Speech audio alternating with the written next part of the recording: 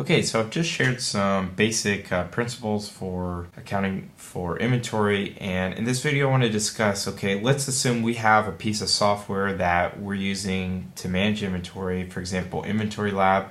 If you use analytics dashboards, Managed by Stats is pretty popular, Hello Profit, there's a handful, and that list is growing every month, but essentially in these systems what you do is you go SKU by SKU and you plug in your average cost. There's actually another video that I go into detail about how to calculate your average cost, but let's just assume for right now that you know your average cost. What you end up doing is, like for example with Inventory Lab, we go in the background, we plug in our average cost per SKU. So I'll show you how to do it in Inventory Lab. Pretty much every system is a similar way, but you'll go to the profit reports, then profit and loss.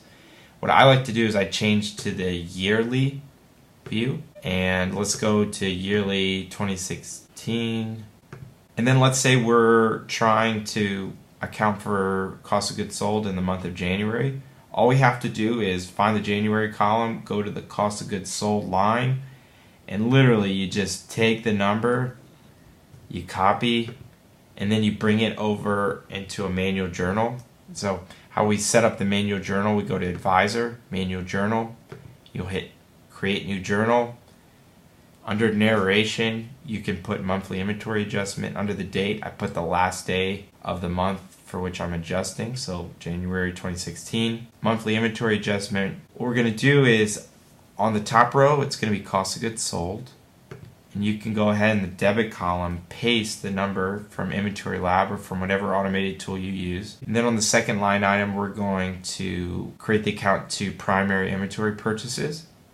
And then instead of putting in the debit column, we're going to go ahead and put it in the credit column, the amount.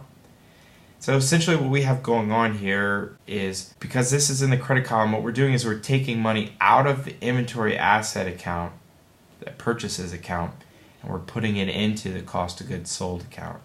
I don't want to go into too much background on debits and credits, but as long as you follow this exact template, you debit cost of goods sold, you credit primary inventory for however much the tool, inventory management tool or analytics tool tells you.